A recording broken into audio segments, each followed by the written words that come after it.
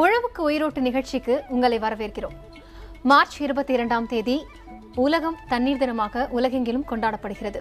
வேளாண்மைக்கு 70% தண்ணீர் பயன்படுத்தப்படுகிறது. குறைந்த தண்ணீரில் விவசாயம் செய்ய பல புதிய தொழில்நுட்பங்கள் இருக்கின்றன. விவசாயிகள் சிக்கனமாய் தண்ணீரை பயன்படுத்தினால் வறட்சியை தவிர்க்கலாம். இனி நிகழ்ச்சிக்குள் செல்லலாம். கோடையின் தாக்கம் அதிகரித்து வரும் நிலையில் மாடித்தோட்ட செடிகளுக்கு கூடுதல் பராமரிப்பு தேவைப்படும். செடிகளை எப்படி பராமரிப்பது, என்ன மாதிரியான முன்னெச்சரிக்கை நடவடிக்கைகளை நாம் எடுக்க வேண்டும் போன்றவைகள் பற்றி பேசுவதற்காக நிபுணர் கணேஷ் நம்மோடு இணைந்திருக்கிறார். வணக்கம் சார். வணக்கம். அவருடன் பேசுவதற்கு முன்பாக மருத்துவ பகுதியை தற்போது பார்க்கலாம். நம்முடைய உணவில் இருக்கும் சத்துக்கள் என்ன என்பதை தெரிந்தாலே நோய்களை எளிமையாய் விரட்ட முடியும். அன்றாடம் நாம் பயன்படுத்தும் காய்கனி மூலிகையில் உள்ள சத்துக்கள் என்னென்ன என்பதை இந்த பகுதியில் பார்க்கலாம்.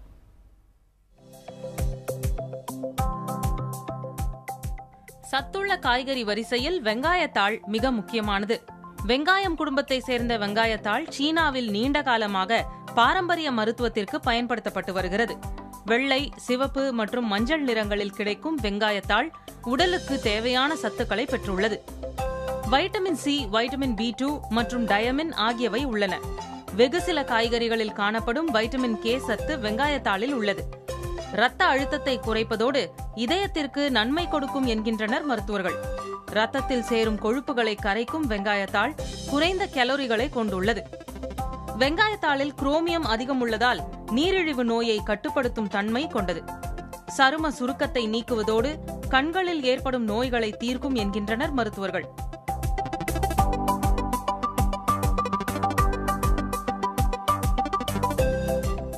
வாழைப்பழங்களில் பல ரகங்கள் உள்ளன.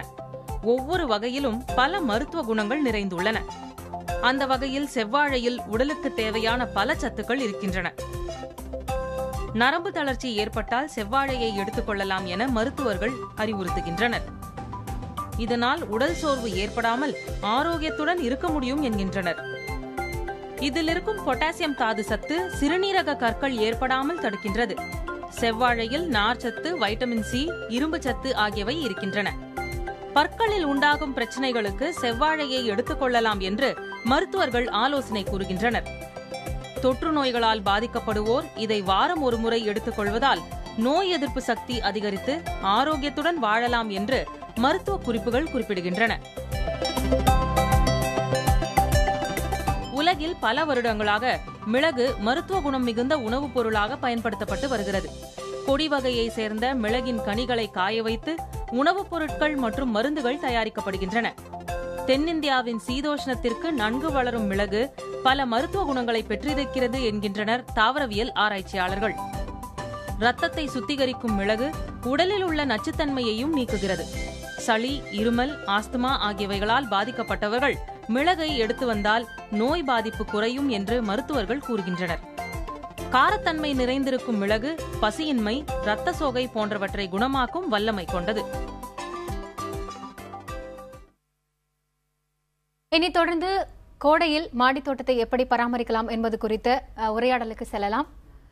கணேஷர், இப்போ கோடை அப்படின்னாலே மாடித்தோட்டம் வச்சிருக்கிறவங்களுக்கு முக்கியமா என்ன ஒரு சந்தேகம் வரும்னா, கோடை காலங்களில் எப்படி மாடித்தோட்டத்தில் இருக்கிற செடிகளை பராமரிக்கிறது அப்படிங்கிறது தான். அதுக்கு உங்களுடைய பதில் என்ன? இப்போ மாடித்தோட்டம்னு பார்த்தீங்கன்னா மெயின்லி அந்த சம்மரில் பார்க்கும்போது நிறையா நம்மளுக்கு அந்த தண்ணி எப்படி சிக்கனமாக செலவழிக்கிறது அப்படிங்கிறது தான் நம்ம பார்க்கணும். அதில் எப்படி நிறைய பேர் என்ன பண்ணுவாங்க அப்படின்னா, நிறையா தண்ணி ஊற்றுறது அப்போ தான் வெயில் காலத்துக்கு சரியாக இருக்கும் மாடித்தோட்டத்துக்கு அப்படின்னு நினைக்கிறாங்க. அப்படி கிடையாது. நம்ம ஃப்ரீக்வன்சி ஆஃப் தண்ணி ஊற்றுறதை நம்ம இன்க்ரீஸ் பண்ணிக்கணும்.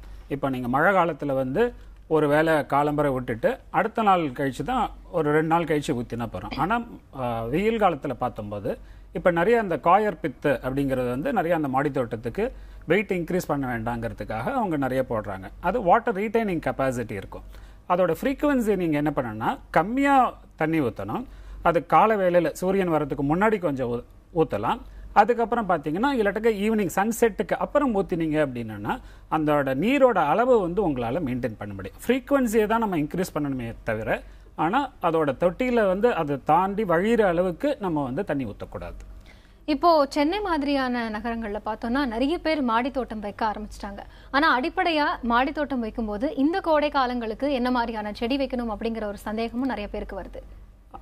இந்த இந்த நம்ம வந்து வெயில் காலத்துல நம்மளுக்கு என்ன காய்கறிகள் நம்ம மார்க்கெட்ல கிடைக்கிறது, அந்த கிடைக்கிறது எப்படி கிடைக்கிறதுனா ஏதாவது ஒரு தோட்டத்துல அந்த சீதோஷணிக்கு தகுந்த மாதிரி வளர்றது தான் அவங்க அந்த மார்க்கெட்ல கொண்டு வந்து விற்கிறாங்க. ஸோ அந்த காய்கறிகளே நம்ம வந்து மாடி தோட்டத்திலையும் போடலாம். இப்போ உதாரணத்துக்கு பார்த்தீங்கன்னா நம்மளுக்கு ஒரு கத்திரிக்காய், வெண்டைக்காய், புடலங்காய் அப்படின்னு பார்த்தீங்கன்னா எல்லாமே வந்து தக்காளி, அது எல்லாமே வந்து நம்மளோட சீதோஷணிக்கு தகுந்த மாதிரி ஃபுல்லாக த்ரூ அவுட் த இயர் வந்து உங்களால் அதை க்ரோ பண்ண முடியும். அதே மாதிரி வந்து கிரீன்ஸ், நம்ம கீரை வகைகள், அது எல்லாமே வந்து கண்டிப்பாக வந்து த்ரூ அவுட் த இயர் நம்மளுக்கு அதுக்கு க்ரோ பண்ண முடியும். இதே மாதிரி வகைகள் எல்லாமே நாட்டு காய்கறிகள், கீரை வகைகள், இது எல்லாமே வந்து சம்மரில் வந்து தாராளமாக க்ரோ பண்ணலாம். இப்போ செடிகளுக்கு தண்ணி எந்த அளவுக்கு முக்கியமோ அதே அளவுக்கு அதுக்கு போடக்கூடிய உரங்களும் வந்து முக்கியமானதா சொல்லப்படுது செடிகளை பொறுத்த வரைக்கும். அப்ப இந்த கோடை காலத்துக்குன்னு ஏதாவது தனியா உரங்களை பயன்படுத்தணுமா, இல்ல சாதாரணமா இருந்தாலே போதும்? சாதாரணமாக முன்னாடி நான் சொன்ன போது அதுக்கு தேவையான அளவு சத்துக்கள் வந்து கண்டிப்பா தேவை இருக்கு. அந்த என்ன நம்ம அதுக்கு உரம் போடுறோமோ, இப்ப பாத்தீங்கன்னா அந்த வெர்மி கம்போஸ்ட்னு போடுறாங்க, அப்படி இல்லைன்னா வந்து பூஸ்டர்ஸ் நிறைய போடுறாங்க. அது வந்து போடுறத அவங்க தண்ணி வந்து அதிகமா இப்ப வெயில் காலத்துக்கு தேவைன்னு சொல்லிட்டு நிறைய தண்ணி ஊற்றி அவங்க போட்டதோட அந்த உர தன்மை வந்து தண்ணி வழியா வெளியில போயிடுது. அது ஊத்தாம கம்மியா வந்து தண்ணியை செலவழிச்சு அந்த அதுல போடுற உரத்தை வந்து அந்த செடி வந்து இழுத்துக்கிற, அதோட சத்துக்கள் வந்து எடுத்துக்கிற அளவுக்கு வந்து அவங்க டைமிங் கொடுத்தாங்க அப்படின்னா அது தாராளமா செழிப்பா வந்து கண்டிப்பா வளரும். நம்ம தொடர்ந்து பேசுறதுக்கு முன்னாடி ஆத்தூரில் இருந்து பத்மினி என்ற நேர் இணைப்புல இருக்காங்க, அவங்க கிட்ட பேசலாம். பத்மினி, உங்களுடைய கேள்வி என்ன? வணக்கம் மேடம். சொல்லுங்க. எனக்கு வந்து இப்போ செடி வந்து நான் ஒரு 10 இயர்ஸாவே வச்சுட்டு இருக்கேன். நிறைய வெரைட்டிஸ்லாம் இருக்கு. பட் என்னன்னா ஒரு செழிப்பாவே இல்லை செடி. அடிக்கடி உரம் போடணுன்றாங்க, உரமும் போட்டுட்டு தான் இருக்கோம். பட் எந்த மாதிரி உரம் போடணும், இந்த அப்புறம் தண்ணி வந்து நான் அதிகமா விடுறேன்ட்டு கார்டனர் வந்து அடிக்கடி சொல்றாரு. தண்ணி இல்லாம இருந்தா அடுத்த நாள் பார்த்தா செடி அப்படியே வாடின மாதிரி இருக்கு. நான் மோஸ்ட்லி வந்து இந்த வேப்பம் புண்ணாக்கு தான் போட்டுட்டு இருக்கேன். வேற என்ன உரம் போடலாம் அதை வந்து நீங்க எனக்காக சொல்லணும்.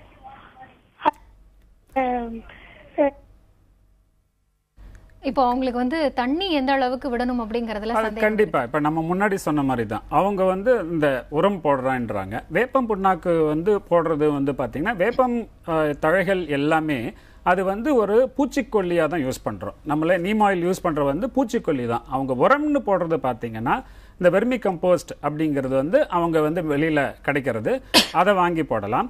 அப்படி இல்லைன்னா வந்து அவங்க வந்து ஒரு 10 வருஷமா வச்சுட்டு இருக்கேன்னு சொல்றாங்க, மாடித்தோட்டம் வச்சுட்டு இருக்காங்க. அதுலேருந்து செடியிலேருந்து விழுற சிறகுகள், அதுக்கப்புறம் வீட்டில் யூஸ் பண்ற காய்கறிகளோட தோள்கள், அது எல்லாத்தையுமே வந்து ஒரு டப்பால போட்டு அவங்களாவே அவங்களுக்கு தேவையான உரத்தை வந்து அவங்க வீட்டிலேயே அவங்களால தயாரிக்க முடியும். அந்த தழைகளை வந்து ஒரு டப்பால சேமிச்சு வச்சு கொஞ்சம் கொஞ்சம் மண்ணை மட்டும் ஆட் பண்ணிட்டு வந்தாங்க அப்படின்னா ஒரு மாசம் கழிச்சு தானாவே அது வந்து வெர்மி கம்போஸ்ட் வந்து கம்போஸ்டு உரமாக கண்டிப்பாக மாறிவிடும். அதே வந்து அவங்க யூஸ் பண்ணலாம். அதே மாதிரி அவங்க தண்ணி விடுறது வந்து சொல்றாங்க, எப்படி விடுறாங்க அப்படின்னா மேபி அளவுக்கு அதிகமா அவங்க வந்து பார்த்தவங்களே சொன்னேன்னு சொல்றாங்க. கண்டிப்பாக இந்த தவறு வந்து நிறைய பேர் பண்றாங்க. கம்மியா தான் ஊற்றணும். ஃப்ரீக்வன்சி வேணா ஜாஸ்தி பண்ணலாமே வழிய, ஆனா கம்மியா ஒரு அரை மக்கு ஊத்தினா போதும். அது ஊத்தினாலே தாராளமா போற மாதிரி. எப்போ உங்களுக்கு செடி வாடுறதோ அதுக்கப்புறம் வந்து திருப்பி நீங்க ஊத்தினா போறோம். அதே மாதிரி அவங்க மேபி அவங்க சன் லைட்டுக்கு அதுக்கப்புறம் ஈவினிங்கோ இல்ல எர்லி மார்னிங்கோ ஊத்தினாங்கன்னா கண்டிப்பா வந்து செழிப்பாக இருக்கும். தொடர்ந்து ஆத்தூரிலிருந்து சிவகுமார் என்ற நேர் இணைப்புல இருக்கா. சிவகுமார், உங்களுடைய சந்தேகம் என்ன? சார் வணக்கம். வணக்கங்க சார். இப்போ நாங்க வீட்டுல செடியை வளர்த்துக்கிட்டு வரோம் சார்.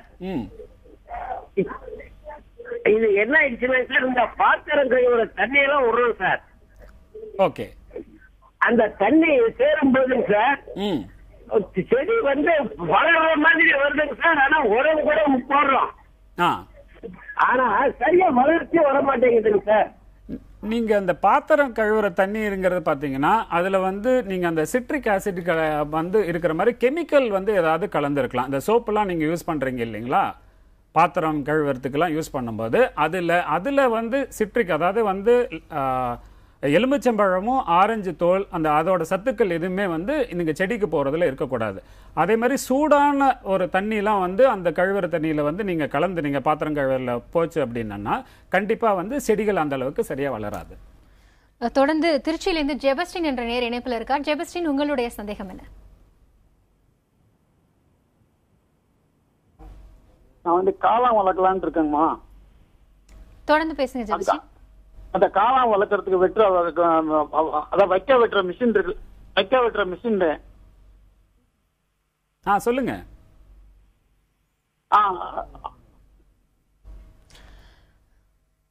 தொடர்ந்து ஜானகிராமன் கோவில்பட்டியிலிருந்து நேர் இணைப்புல இருக்கார். ஜானகிராமன், உங்களுடைய கேள்வி என்ன? மேடம், இப்போ வீட்டு தோட்டம் வைக்கிறது வந்து இப்ப மண்ணு வைக்கிறப்போ வந்து வீட்டோட அந்த பாரம் அதிகமா இருக்கு. தொடர்ந்து பேசுங்க ஜானகிராமன். அதான் அந்த பாரம் வந்து கம்மியா வர்றதுக்காக இப்ப வீட்டு தோட்டம் வைக்கிறதுக்கு என்ன மாதிரி யூஸ் பண்ணலாம்? அதான் நீங்க மெயின்லி பாத்தீங்கன்னா அந்த தேங்காய் நாருங்கிற வந்து காயர் பிளாக்ஸ் விற்கிறாங்க, காயர் பித்துன்னு சொல்றாங்க. அதை வந்து நீங்க மேக்சிமம் யூஸ் பண்ணீங்க அப்படின்னா உங்களுக்கு அந்த வெயிட் வந்து கண்டிப்பா வராது, உங்களுக்கு வந்து பெரிய இன்ஃப்ளூயன்ஸ் இருக்காது. அதே மாதிரி நீங்க வந்து பழைய காலத்து அந்த சவுத்துக்கு பக்கத்துல ஒரு 1.5 அடி 2 அடி வரைக்கும் நீங்க தாராளமா வைக்கலாம். நடுப்புற ஒரு வால்ல இருந்து இன்னொரு வால் வரைக்கும் இருக்கிற அந்த தாய் சவறுன்னு சொல்லுவாங்க. அப்படி இல்லைன்னா பீம் வரும் உங்களுக்கு. அந்த பீமுக்கு பக்கத்துல வந்து நீங்க வச்சீங்கன்னா அந்த அளவுக்கு இன்ஃப்ளூயன்ஸ்லாம் இருக்காது. ஆனா காயர் நீங்க நிறைய யூஸ் பண்ணீங்க அப்படின்னா அந்த அளவுக்கு வெயிட் கண்டிப்பா போகாது.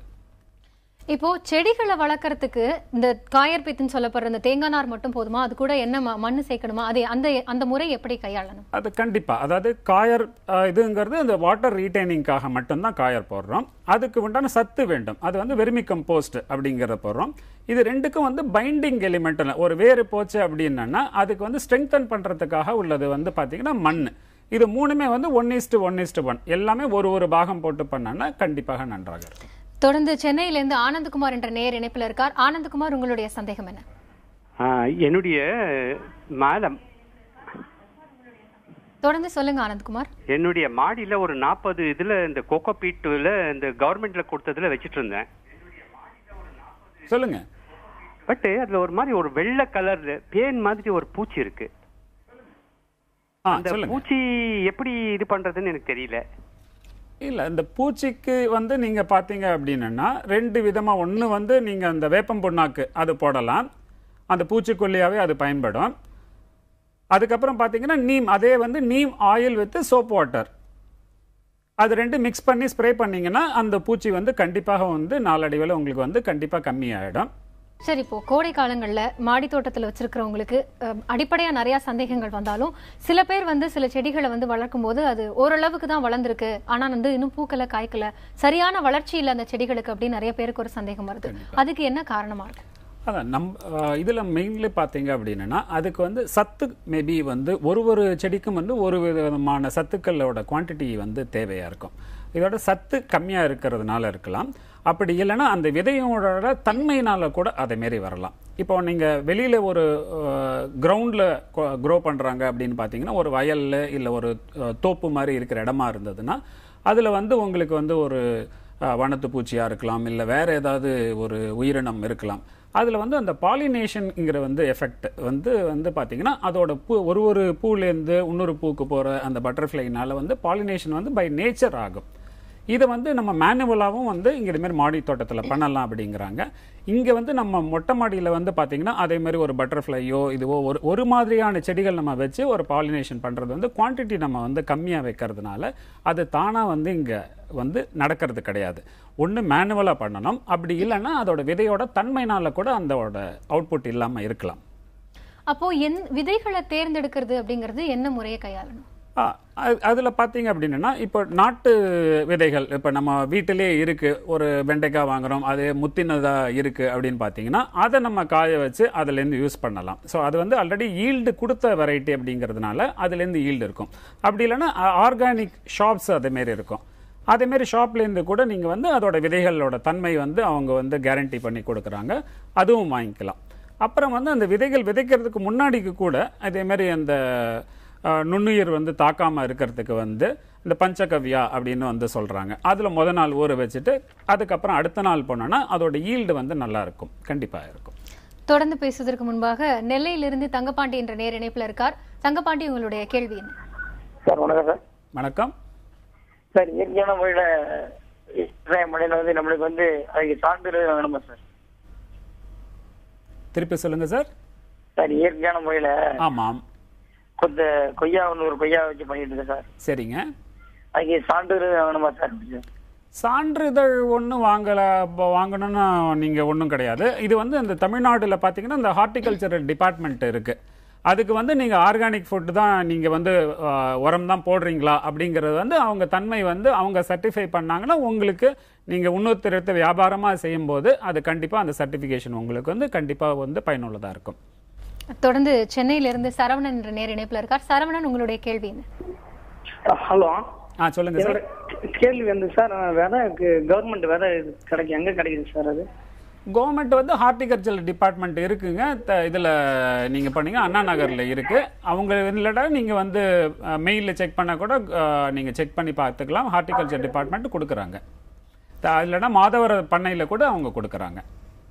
ஹைதராபாத்ல இருந்து மகாலட்சுமி என்ற நேர் இணைப்பில் இருக்காங்க. மகாலட்சுமி, உங்களுடைய கேள்வி என்ன? இப்ப கொக்கோ பிட்னு யூஸ் பண்றாங்க இல்லையா? ஆமாங்க. அது வந்து ரொம்ப எக்ஸ்பென்சிவா இருக்கு. அது எந்த அளவுக்கு? கண்டிப்பா எக்ஸ்பென்சிவ்ங்கிறது கிடையாதுங்க. நீங்க வந்து ஒரு 5 கிலோ வந்து ஒரு கம்ப்ரஸ்டு காயர் பாத்தீங்க அப்படின்னா 120 ரூபாயிலேருந்து 150 ரூபாய்க்கு வெளியில வந்து மார்க்கெட்ல கிடைக்குதுங்க. அது நீங்க தண்ணி ஊத்தினீங்கன்னா கிட்டத்தட்ட 50லேருந்து 75 டைம்ஸ் வந்து அதோட வால்யூம் இன்க்ரீஸ் ஆகும். கண்டிப்பா நீங்க அதை யூஸ் பண்ணீங்கன்னா அவ்வளோ வந்து ரொம்ப உங்களுக்கு வந்து வேல்யூ வந்து கம்மியாக தாங்க இருக்கும். நீங்கள் அவ்வளோ செலவு பண்ண வேண்டிய அவசியம் இல்லை. இல்லை நீங்கள் தேங்காய் நாரை வந்து வெளியிலேருந்து பண்ணையிலேருந்து உங்களுக்கு கிடைச்சதுன்னா கூட எடுக்கலாம். இது வந்து கம்ப்ரஸ் பண்ணுறதுனால வந்து என்னன்னா ஹேண்ட்லிங் வந்து ஈஸியராக இருக்கு. சென்னையிலிருந்து முகமது என்ற நேர தொடர்ந்து இணைப்பில் இருக்கார். முகமது, உங்களுடைய கேள்வி என்ன?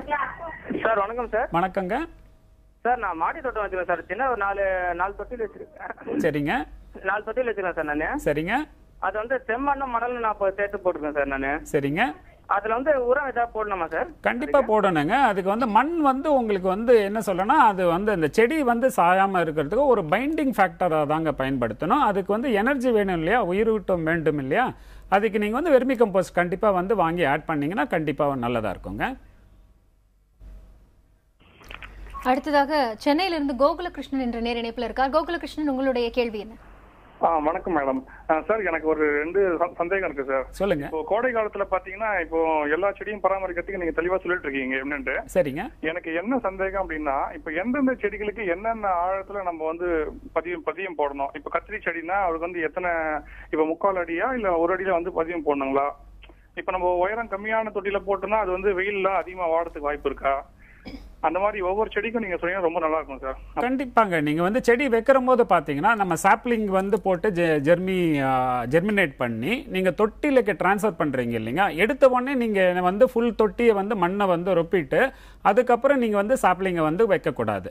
நீங்க ஒரு பாதி தொட்டி மட்டும் மண்ணை ரொப்பிட்டு அந்த சாப்லிங்கை வச்சு க்ரோ ஆக ஆக வந்து நீங்க அந்த மண்ணு வெர்மி கம்போஸ்ட் இதெல்லாம் வந்து ஆட் பண்ணிக்கிட்டே வரணும். நீங்க எவ்வளவு ஸ்ட்ரென்த் உங்களுக்கு க்ரோ ஆறுதோ உங்களுக்கு வந்து செடி வந்து உயரம் வளர வளர நீங்க மண்ணை ஆட் பண்ணிட்டே வந்தீங்கன்னா அதோட சத்து வந்து அதுக்கு ரீட்டைன் ஆகும். செடியும் வந்து உங்களுக்கு நல்லா இருக்குங்க. கோடை காலங்களில் என்ன மாதிரி செடி வளர்க்கலாம், அதை எப்படி பராமரிக்கிறது அப்படிங்கறத குறித்து விரிவான தகவல்களை எங்களோட அரங்கத்துக்கு வந்து பகிர்ந்து கொண்டீங்க. மிக்க நன்றி. மிக்க நன்றி. இனி கடந்த வாரம் கேட்கப்பட்ட கேள்விக்கு சரியான பதிலளித்து பரிசுகளை வென்றுள்ள நேயர்களின் விவரங்களை பார்க்கலாம். ஜெயந்தி சந்திரன் சென்னை, ரா பிரகாஷ் கும்பகோணம், ராஜ்குமார் நீலகிரி, சதீஷ்குமார் சென்னை, ஷேக் அபுபுல்லா சிவகங்கை. இனி இன்றைய நிகழ்ச்சியில் பார்த்த கனியின் பெயர் என்ன? ஆப்ஷன் ஏ மாம்பழம், ஆப்ஷன் பி சப்போட்டா, ஆப்ஷன் சி வாழைப்பழம். இந்த கேள்விக்கான சரியான விடையை agri@newgenmedia.in என்ற மின்னஞ்சல் முகவரிக்கும் அனுப்பலாம் அல்லது புதிய தலைமுறையின் அலுவலக முகவரிக்கும் அனுப்பலாம்.